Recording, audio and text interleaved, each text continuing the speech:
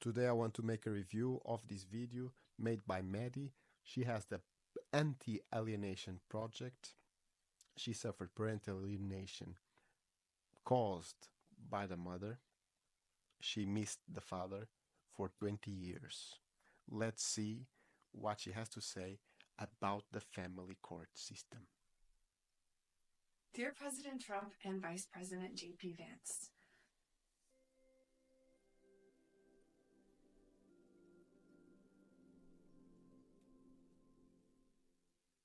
I'm not a lawyer. I'm not a therapist, a judge, or even a politician. I'm simply someone who was severely affected as a child by a severe form of child psychological abuse and in turn affected by the current family court legal system in the United States. Please hear me out because what happened to me and to my family is not rare. It's common, pervasive, destructive, and worldwide. Some call this an epidemic. I represent millions of children, voiceless children, who've been harmed not only by the current family law system, but by a very common form of psychological abuse, often known as parental alienation. But I prefer to call a spade a spade. What I'm talking about is a severe form of child psychological abuse. This abuse occurs when an angry and spiteful ex, often during a custody dispute or divorce, manipulates their child to reject their other loving parent without true justification. This is a healthy, loving parent-child bond that is destroyed by a toxic, dysfunctional ex. You see, I was that child. Starting during the end of my parents' marriage, my mom went on an obsessive rampage and used a variety of tactics to turn me, her child, against my dad. She made me believe that he was a monster who didn't love me and who abused her in their marriage. Tons of lies and false accusations went into manipulating me into rejecting my dad. And sadly, it worked. I did reject him for the next 20 years. I never once spent the night at his house. However, I consider our relationship now to be a major success because since learning at 28 years old that I had been manipulated and abused into believing lies and realizing that my dad really does love and care for me, that's the best case scenario for a lot of kids right now who go through this. Many children and their loving parents right now will never reconnect. And the current family law system often not only allows for this to happen, but enables and encourages parents to use their children as pawns to hurt the other parent. Let me make a quick pause here to introduce a little bit of my story, right? I have experienced for the past 10 plus months uh, something like she explained here. My ex-wife, after I told her I want a divorce because she was violent towards me and the children and I couldn't handle anymore, I said to her, let's divorce, sell the house, and I stay with the kids. From this moment, her behavior changed, which was expected. 5 days later, she took the kids, went to a crisis center. From the moment I told her I wanted a divorce, apparently she came up with a bunch of lies.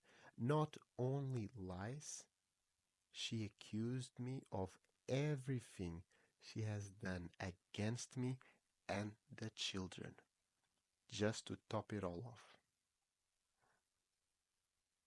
Right now, I can only see the children via supervised visits because of the mother's lies, even though I provided evidence that she's lying. I reported her to the police for violence, to the municipality for violence, to the institutions all the institutions I could to show them this was a mistake, especially because I am the primary care parent for the past 6 years of the children's life. But let's see what she has to say, because parental alienation is in fact happening, and I experienced it myself.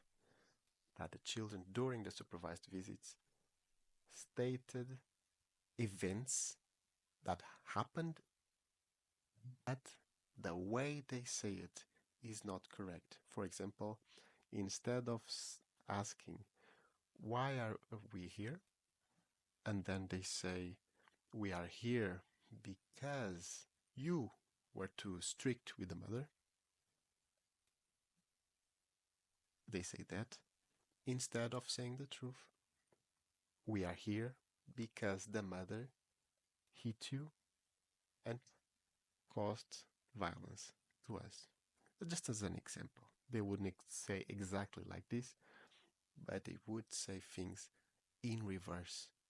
So it shows that the mother trained the children to say the story or a distorted version of reality to fit her narrative. Even though they say these things, they don't want to leave me.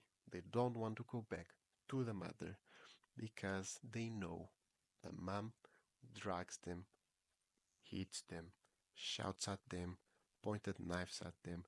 There's many other things. There's not many point of me expand too much over it. Let's see what she has to say.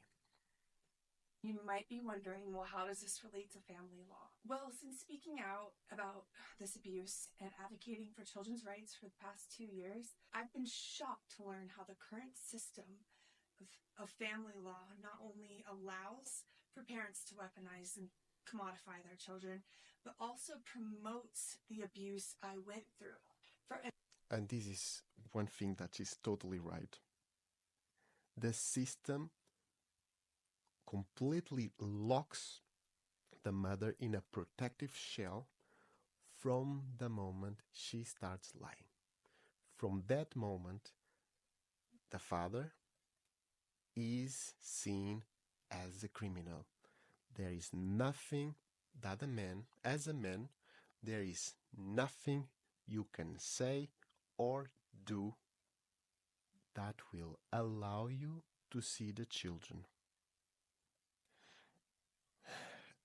To have a bit more context, in Denmark, there's the use of crisis center or a shelter that a woman can go, states that the husband is violent, and from that moment,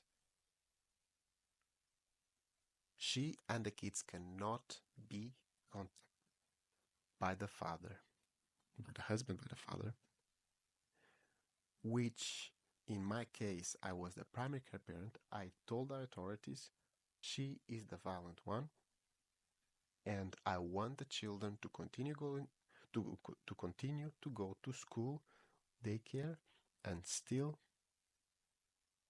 for absolutely no reason, meaning no evidence of anything, because I never done anything against that woman. They still, without any proof, they maintain the children away from all friends, school, father, family in general, uh, completely isolated for 6 months. From there on is win, win, win from the mother, for the mother. She gains primary care, she becomes the primary care parent, and all the other decisions that goes with the use of the system in her favor. Let's continue. For instance, the simple relationship between parenting time and child support. The fact that the less time a parent spends with a child, the more money they have to pay in child support naturally incentivizes parents to withhold their children from spending time with that other parent in order to, for a lot of reasons, but including to receive more child support. Another clear. This is exactly correct. The more time parent, one of the parents, in this case, often is the mother, keeps the children away from the father, the more money she will get. Is the same in most Western countries. You in the comment can write if it's different in your country. As far as I know, this is the situation. Oftentimes, you have, for example, in Denmark, you have a minimum amount that you have to pay in child care support.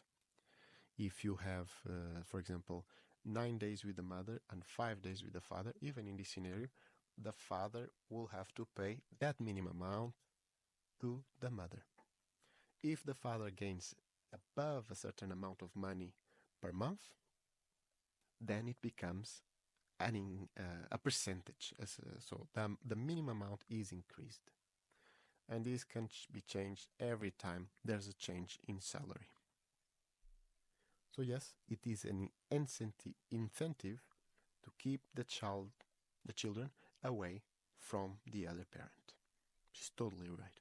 Clear issue are protective orders. It has become a situation in family court where the first person to obtain a protective order, which I call a bogus protective order because they claim that they feel a threat of violence, and anyone can do that and get a protective order and also keep your kids away from the other parent. It has become a situation where the first person to obtain a bogus protective order can essentially keep their kids away from their other parent and prevent their other parent from potentially gaining custody. This is what I mentioned before. The crisis center situation here in Denmark is exactly this protective order that she mentions. When a parent, usually the mother again, usually the mother, because only from June, sorry, July 2024, the father started to have the same rights of protection here in Denmark as the mother. So very, very recent. The situation can be similar, but the law is so recent. In practice, it doesn't really works the same. So the mother takes the children to a crisis center or shelter. It's the same. And it works as a protective order. Father cannot see the children, cannot try to find the children, and if he does, is seen as harassment, it is seen as stalking, intimidation, and it can be reported to the police. So it's exactly like she says. It is a starting point to get the residency of the children and perhaps even full custody. And it doesn't matter, it's exactly a bogus situation created by the mother. In my specific case, it's even worse because the mother, apart from lying, she was the abuser for years. So this for me is a cherry on top of the cake. And I cannot believe, or I couldn't believe, that this would be possible, but it is. And it's exactly what Maddie is stating. Even a bogus protective order can paint a person's character in the court of law from the start, making it that much more difficult for parents who are truly healthy and loving and haven't done anything wrong to have equal shared custody of their kids. It has become a race for who can get the first protective order and file accordingly as feel. Is exactly this. Is a race, in my case, in Denmark, is a race to go to the shelter. First one to arrive there, have the children. And I am living proof of that. Just to situate a bit more, from August 2024 to October 2024, there was, if I'm not mistaken, 19 fathers that were forbidden of seeing the children simply because the woman, the mother, went to the crisis center. And is a flow process that you cannot stop. There is no lawyers, no institutions that will look at a situation where the mother is in a crisis center here in Denmark and will allow you to see the children. It is exactly like Mary says, uh, automatic win, and you are seen as a menace, as a danger, even though in my case and the children, I was literally trying to protect the children from a violent mother. Feeling threatened. This is precisely what my own mom did 20 odd years ago when my parents' marriage deteriorated by obtaining a bogus restraining order on the basis of nothing but claiming that she felt threatened by violence. And this is other thing that is also happening in my case, because she has no proof of anything, because I never harmed this woman. She claims to be scared. She claims to be afraid, and she wants separate meetings in every single situation. I, on my in the other hand, because I suffered harassment and intimidation from the start, and since the moment she left to the crisis center from her family, herself, that came to the house where I was living with friends. Uh, it's something that I cannot even believe that professional looks at this. And have in mind, I reported everything to the police, everything, and still in two at two times she came to where I was living with the police, and they knew, or at least they had a register of things that has she has done against me. It's an automatic system where the woman wins. Let's continue. What my mom accomplished, in addition to getting a very large amount of child support and a large alimony, was the destruction of the relationship with my own dad. I was 9 years old, and after she called the cops that day, spinning her lies about what my dad allegedly did to her, in my little 9-year-old brain, my dad was now an abuser, especially because the police were saying so, the family court was saying so, because there was some type of restraining order that was preventing me from seeing him for 60 days. My mom managed to use a protective order in order to keep me away from my dad long enough for me to give up hope. And I can see this sort of lost hope from the children when I see them in supervised visits. Supervised visit here in Denmark, and as I know in different countries across Europe and the United States, a supervised visit, in my case, for example, is 1 hour and 30 minutes each 2 weeks. And many of the visits, the children grabbed me. They did not want to leave me. And apart from stating distorted situations of reality, things that happened, but in reverse, that the mom was the one doing bad things, not me, they still did not want to go back to the mother. But because of a decision of these professionals, so-called professionals, I had to convince them to go with the mother. There's nothing more heartbreaking than having children next to crying, holding you tightly, that they don't want to go back to the mother, and you have to convince them to go away with a confirmed violent mother that she herself has confirmed to the municipality that she did violence against me and the children. But let's continue. Parental alienation is real and it starts with the support of the authorities. The only way to disrupt the parental alienation is to remove the parent that is doing it, or at least give half time to both parents. Essentially, during that period of time, I mourned my father completely. And the legal system enabled my mom to continue her abuse because our current legal system doesn't really recognize psychological abuse. The mourning part, I thought the grief mourning is something that not only the children go through, the parent that cannot see the children, in my case, because of lies, because the mother was the actually, and it still is, the abuser, is something that is difficult to explain to someone that is not going through it. It really feels that the children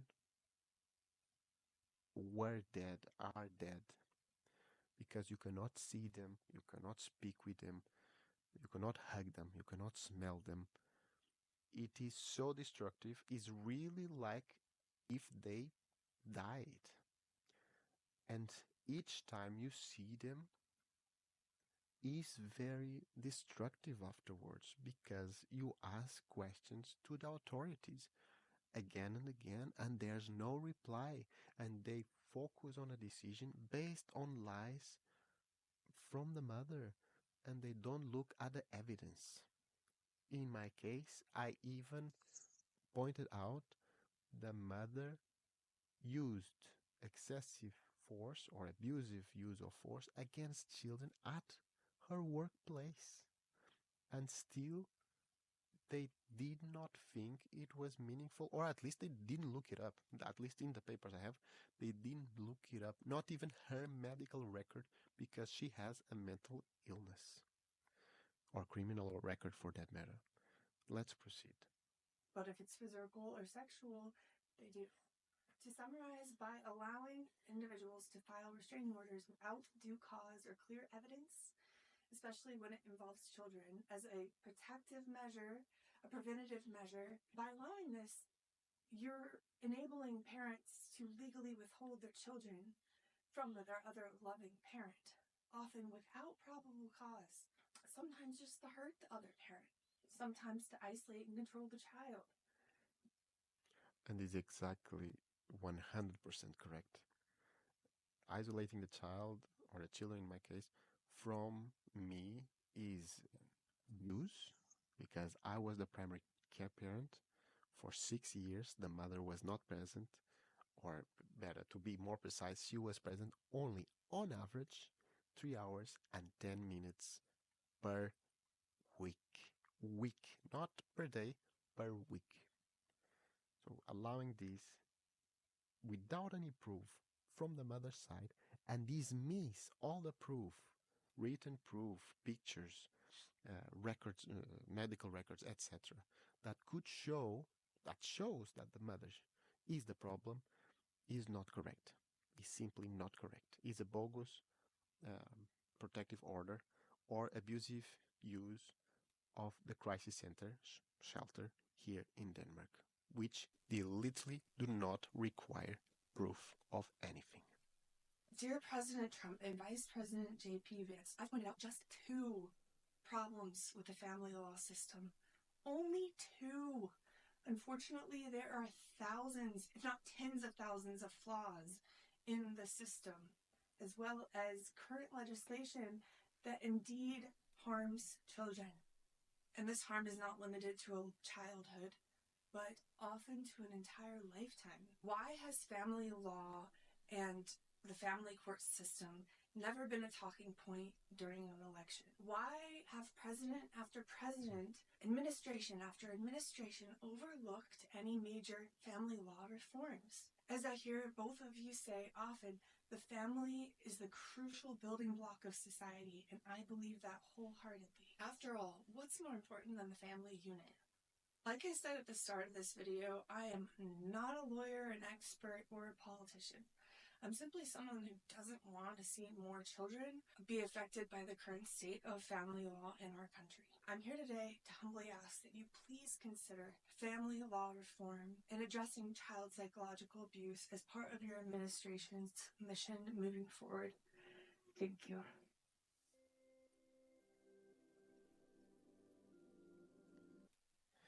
And this is it. What I have to say about the reforms in Denmark uh,